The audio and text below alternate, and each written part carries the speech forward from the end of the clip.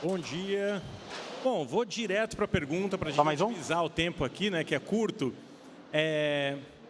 O tema hoje da conversa é AI no trabalho e como a AI tem trabalhado para você, né? Então, a minha pergunta para vocês é como a AI tem trabalhado para vocês nesse momento. Eu vou começar aqui pela ordem. Felipe, começamos por você e vamos adiante. Bom dia, pessoal. Na Spirale, como a gente é um grupo educacional focado em medicina, a gente tem uma série de restrições e de preocupações quanto à acuracidade do que a gente está usando.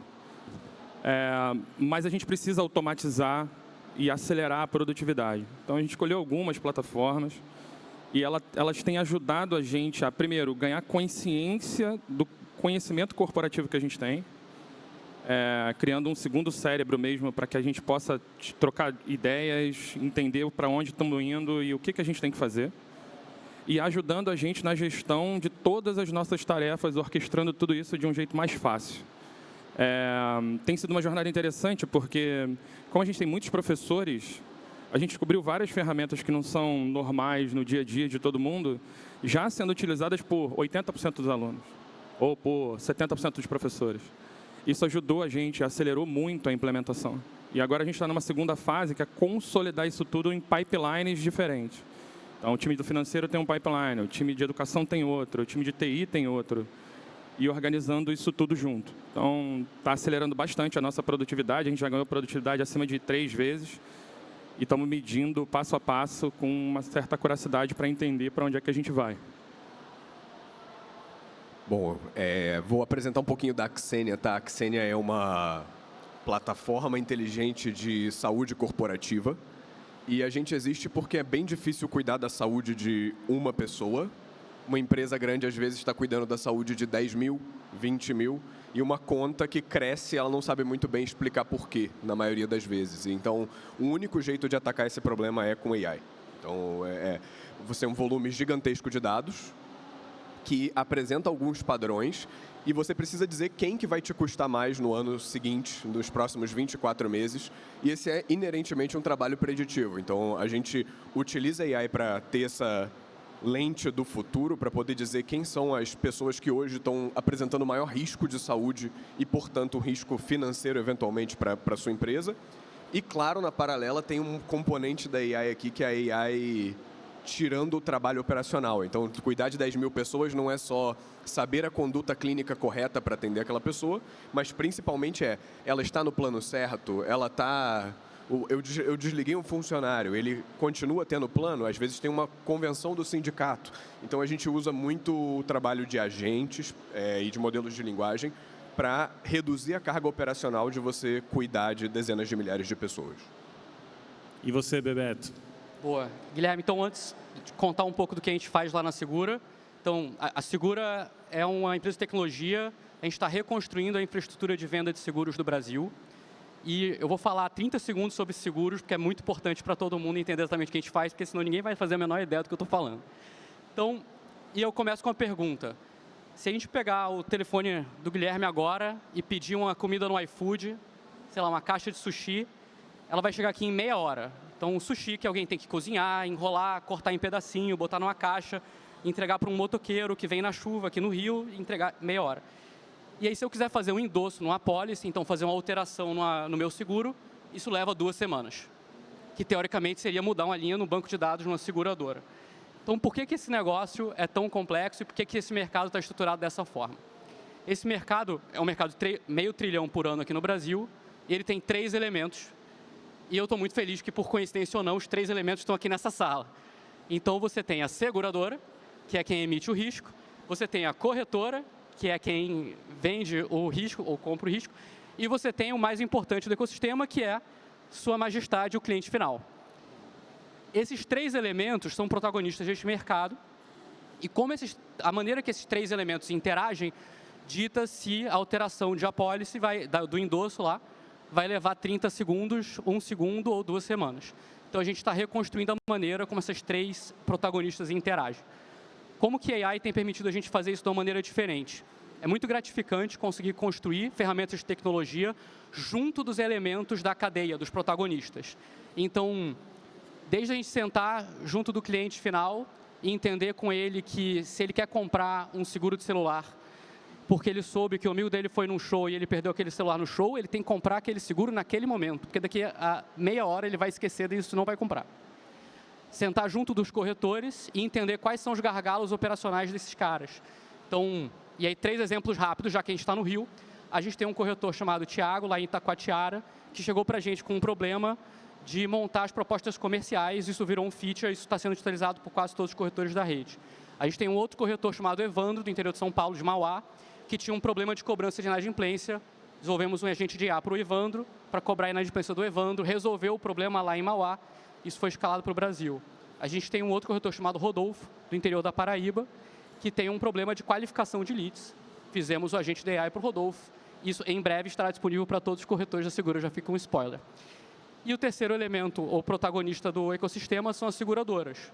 A gente tem sido muito privilegiado em poder construir isso com as seguradoras mais emblemáticas do país, como o Bradesco Seguros, a Icatu, que é aqui do Rio, a Junto, que é especialista em seguro garantia, a própria CAD, a AXA, que é um multinacional.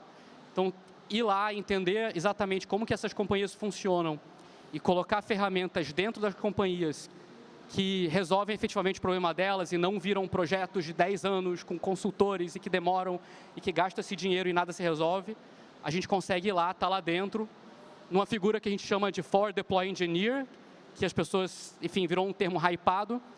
O que acontece na Segura, às vezes, é que a seguradora começa a trabalhar dentro do nosso escritório e a gente chama de Backwards Deployed Client, que foi um negócio que meio que aconteceu automaticamente. Então, é isso que a gente faz. Especificamente, como que a AI mudou o nosso modelo de trabalho. Cara, esse ciclo de você ver a dor de um cliente específico, isso virar uma solução para esse cliente específico, depois escalar para todo mundo e você fazer isso em 2 semanas, é surreal, assim. E para a gente que constrói negócio de tecnologia, pô, é muito gratificante, assim, é quase é viver num mundo meio que paralelo, assim. Igor? Endosso é um problemão mesmo. Demora 2 semanas. Se tiver algum cliente peer aqui, a gente tem 15 minutos de painel. Se vocês não conseguirem fazer o endosso no final, me conta aqui do lado que eu faço um Pix de R$100, tá? Mas vamos lá, eu sou Igor Mascarenhas, fundador da Peer. A gente reinventou a indústria de seguros por meio de tecnologia e dados. Mas, particularmente, eu gosto muito de falar de comportamento humano. E eu acho que a gente está diante de uma oportunidade gigantesca. Acho que nunca foi tão fácil realizar desejos humanos como a gente tem hoje por meio de IA. Na prática, muitas coisas que eram impossíveis se tornaram apenas difíceis. E é exatamente nesse momento que elas se tornam apenas difíceis que a gente consegue se diferenciar muito como empresa. E quando a gente fala de comportamento humano, tem 2 vertentes que eu gosto muito de usar e de aplicar na Peer. A primeira delas, eu não conheço ninguém que quer pagar caro. Então, a gente usa muita tecnologia e AI para ser assertivo em precificação e aceitação e entregar produtos mais acessíveis. Estou falando que hoje a gente consegue ser 40% mais barato do que um incumbente, usando AI principalmente em assertividade de aceitação e prevenção à fraude. Tem um segundo elemento que a gente considera muito importante, que é a experiência. Então, não sei quantos de vocês já passaram pelo momento de sinistro, que é quando é a pior experiência que você pode ter. Há 5 anos atrás, a gente lançou um agente de inteligência artificial que pagava sinistro instantâneo. Há 5 anos atrás, a gente pagou um sinistro em 1 segundo. Hoje, 30% dos sinistros são pagos em 1 segundo dentro da Peer. Não conheço ninguém que quer um sinistro mais lento. Então, usar a inteligência artificial para entregar melhores experiências é fundamental. Toda vez que você tiver uma empresa que consegue entregar produtos mais acessíveis, com experiência superior, isso é a clareza de uma disrupção. É por isso que o e-mail matou o fax. Porque é mais barato, é mais eficiente, é mais confiável, é mais rápido. E eu acredito que a AI tem exatamente essa oportunidade agora.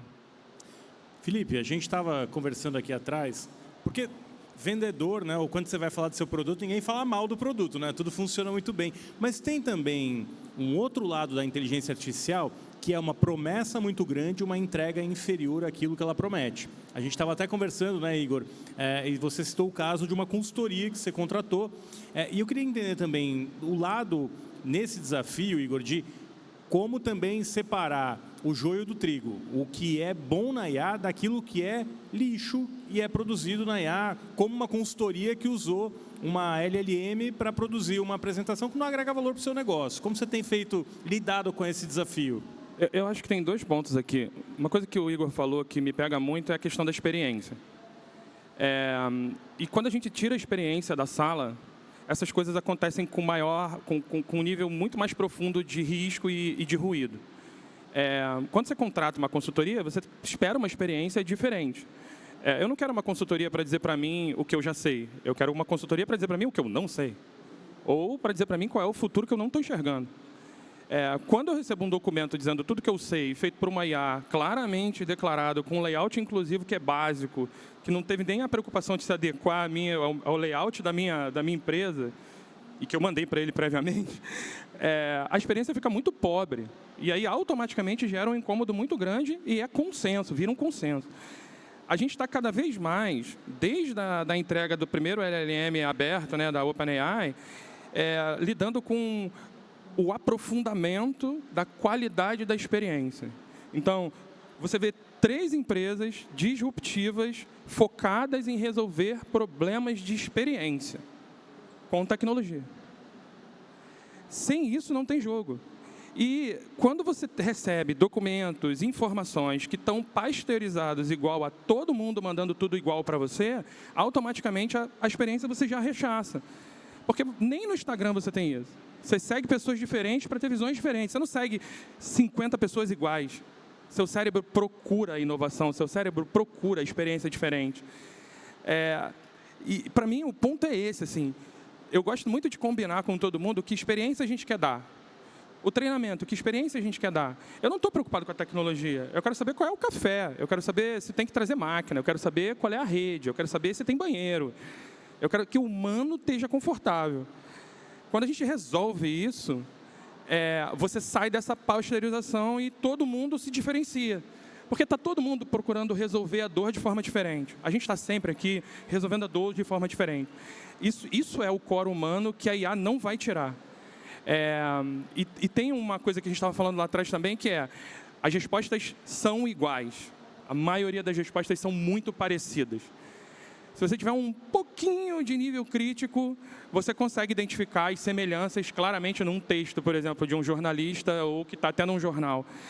Então, o segredo qual é a experiência que eu quero dar e, a partir dali, o que eu vou fazer para resolver. Fora isso, fica tudo igual. E aí não rola. Aproveitando que você tem dito da experiência, né, na área da saúde, por exemplo, né, Rafael, que tem uma expectativa muito grande de um atendimento mais humanizado, as pessoas querem mais pessoas. Como vocês equilibram, né, esse desenvolvimento da IA, automatização cada vez maior e, ao mesmo tempo, não se distanciar do consumidor ou não perder essa humanidade que é característica do mercado?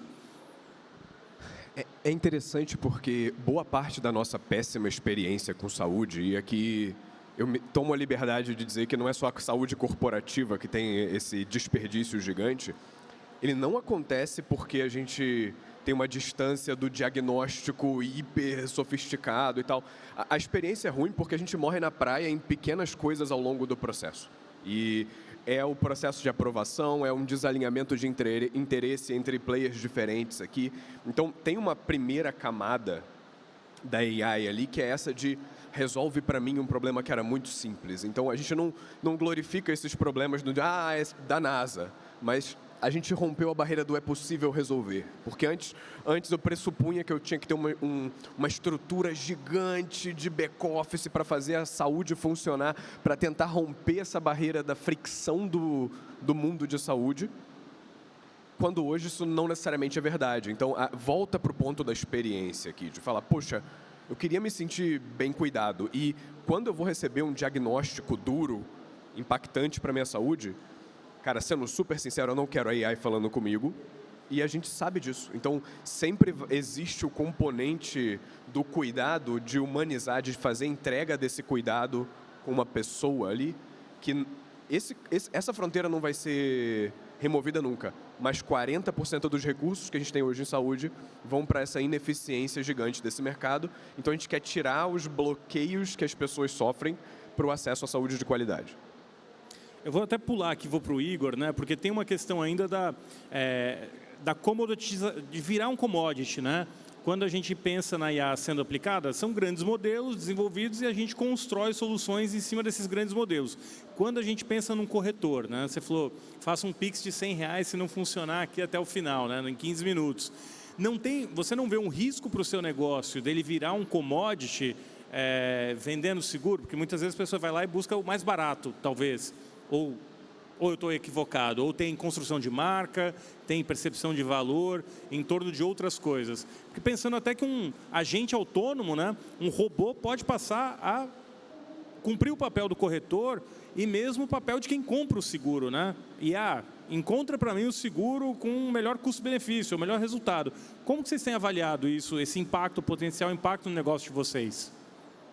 Recentemente, a Peer foi a primeira seguradora do Brasil conectada no ChatGPT para que as pessoas pudessem consultar e cotar pólices. Eu acho maravilhoso, porque potencialmente hoje as pessoas estão olhando só o preço. E aí aquele asterisco, aquela exclusão, que é uma das cláusulas mais críticas no contrato de seguro, passa despercebido. No momento que você tiver um LLM, qualquer que seja, fazendo uma comparação de uma pólice completa e todas as condições gerais, talvez você vai parar de discutir em preço e você vai começar a entender qual é a seguradora que é transparente e entrega melhor para o consumidor. A gente é xiita, a gente é fanático em entender a necessidade do consumidor e entregar aquilo que ele precisa. Por exemplo, quando a gente lançou o seguro de celular, a gente identificou que 90% dos furtos no Brasil eram furtos simples e todas as seguradoras excluíam essa cobertura da pólice. Eu acredito fortemente que se você educar mais o consumidor, se você tiver cada vez mais comparações reais, mais a gente vai se diferenciar.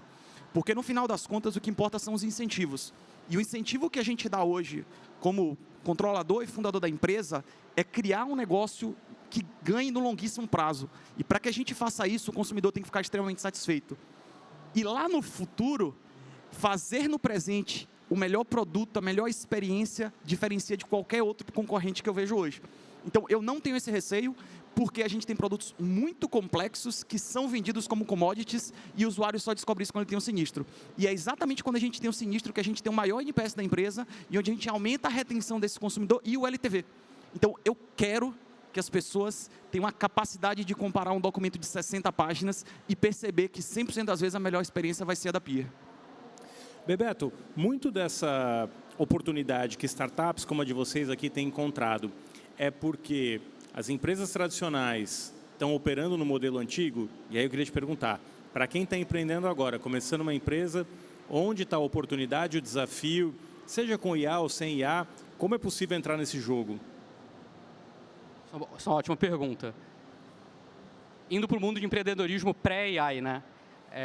Corrida de empreendedorismo ou de construção de negócios é a corrida do incumbente, que é o cara que tem o canal, tem a marca, tem o cliente, mas precisa ser colocado na frente da tecnologia, contra o novo entrante, que é o cara que tem a tecnologia, mas ainda não tem o canal, ainda não tem a marca, ainda não tem a escala, né? E aí esses dois elementos competem, e aí alguns mercados o incumbente termina ganhando, outro mercado o novo entrante termina ganhando, outros mercados são grandes e todo mundo ganha, e quem ganha mesmo é o cliente final. Então depende do que a pessoa tem afinidade. A gente procura, eu tenho essa sensação, assim, tenho a oportunidade de conversar com muitos empreendedores que estão começando suas próprias empresas e a gente troca ideia e troca figurinha, e, enfim, não literalmente, mas troca figurinha.